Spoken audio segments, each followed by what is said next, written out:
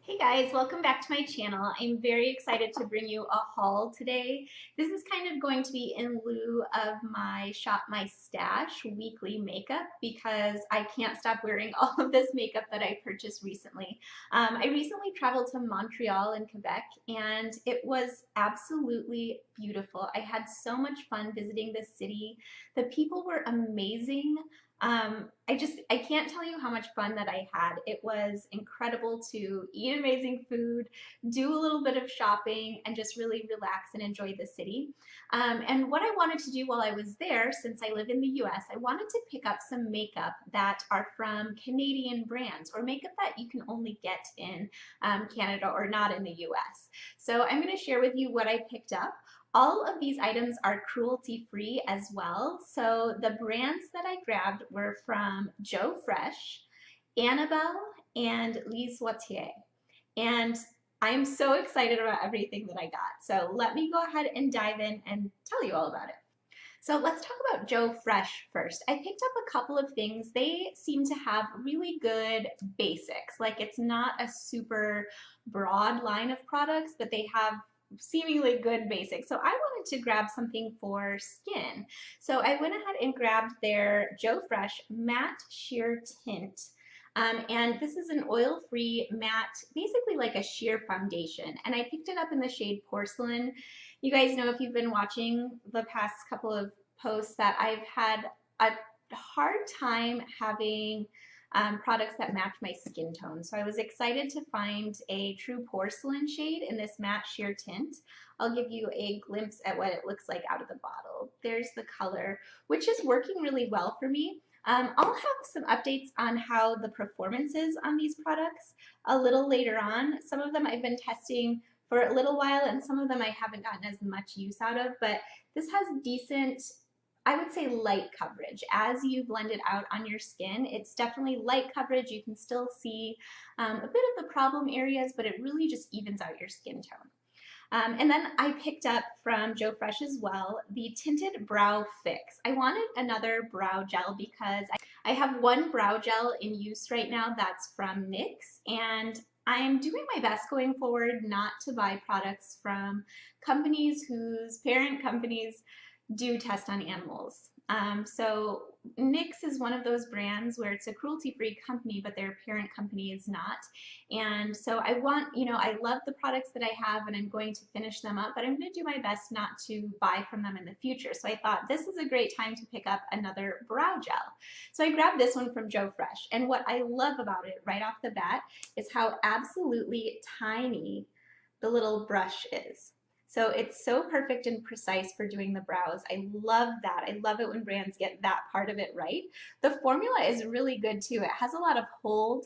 The only thing is this is just a little bit dark for my brows and I don't completely mind. Let me see if I can swatch it. I don't completely mind, but it does make them pretty dramatic. I'm not actually wearing it today, but I will in upcoming videos so you can see. I don't mind the look of it, but it's definitely more of a like drama brows kind of look. So those are the things that I picked up from Joe Fresh. Then from Annabelle. So Annabelle and Lise Watier, I'm sorry, my French is really terrible, but both of those brands are owned by the company Marcel, and Marcel is a cruelty-free company. Annabelle and Lise Watier are cruelty-free as well, and under the ownership of Marcel, they continue to be cruelty-free. So Marcel's kind of the big umbrella and has purchased both of those companies, so we have these cruelty-free brands underneath them. I got another skin product from Annabelle. This is their Skin True Natural Lightweight Makeup, and it's just a very lightweight foundation. And again, I have a very pale shade. I have Natural Ivory, and here's how it comes out on the skin.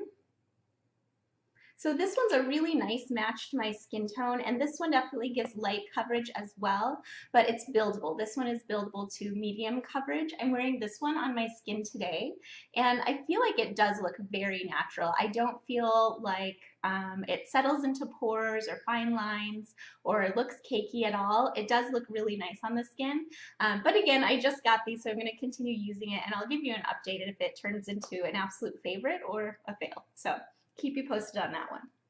I also got another brow product, and again, this is from Annabelle. This product is fantastic. This is their Skinny Brow Pencil in Universal Taupe. It has a little comb end to it, so this tiny, you can probably barely even see it, this tiny little comb, and then a very, very thin pencil tip on the other end. And I'm really enjoying this because sometimes these thin pencils are hit or miss. I have one from ColourPop that's pretty good. It takes a little bit of work to advance it, and you can't twist it back down in, which is tricky, and it's a little bit more of a dry product, which is great for making fine lines for the brows, but it can break easily. And I found the same thing with Physicians Formula. Their small brow pencil also would break on me. I liked it, but it was a bit problematic for me in terms of it being a little too dry in that it would break. This one is a perfect balance. It is a retractable pencil, so you can twist it up and twist it back down. The shade of Universal Taupe, I feel like, is really good. It's a nice, cool, pale brown taupe shade. I'll give you a line of it there. So I've been loving this. I have this all through my brows today, and I feel like they look tailored but very natural, and I'm really happy with that. And I even like the comb because it really helps straighten those brows out before I go in to fill in. Doesn't do as good of a job as a spoolie after the product's in your brows and you kind of want to pull it through, but just for sort of lifting the brows and getting them in place before you start to fill, the comb is really nice. All right, another product that I've only used once, so I don't have as much of a review on this one, but I was curious to try it. This is from Annabelle, and it is their Twist Up Retractable Eyeshadow Crayon in the shade Plum. So one thing about this is it is a little bit on the dry side. When I first opened this, the entire product fell out of the container. So that was a little bit unpleasant, but I put it back in and it seems to be good to go for now. And here's the shade. It's this very like cool toned, almost metallic purple shade. I used it as a eyeshadow base for another light purple shade that I have in just an eyeshadow that I was traveling with, and my shadow lasted all day. It made a really phenomenal base. It has this bit of sheen to it, but when it dries, it stays put. So I think this is going to be nice, but again, I'll keep you posted. And then also for eyes, I picked up this little trio by Annabelle. They had a bunch of them, a lot of variety in terms of the trio colors, but I went for this one. I just tend to gravitate towards these sort of nude pinks and mauvey sort of purpley brown tones. So I really love this set. The color is called Quartz, and it is the ombre, it is the, I think it's just called Trio Eyeshadow, Annabelle Trio Eyeshadow in Quartz. I'm wearing this today, and I have the pink shade in my crease, and then I have the light shade all over my eyelid, and then I'm using the darkest shade as my liner. And to me, the darkest shade is the biggest, like, pleasant surprise. I've been using a small pencil brush to just smudge it along my lash line and pull it out to a tiny bit of a wing. And it is so pigmented. There's little bits of glitter in it that are absolutely gorgeous. Not sure if the camera is picking it up. But the other two shades are shimmery, but they're not glittery. This one has just a little bit of like a gold, maybe even like maroon glitter, and it's beautiful. I love this. This makes a complete eye look. No, there's not a matte shade for the crease, but you know, live dangerously. Go ahead and use a shimmer. I did, and I think that it looks fantastic. I love the way this turned out. So if I were to go back and be able to purchase more products, I think I would definitely look at another set of these trio shadows from Annabelle.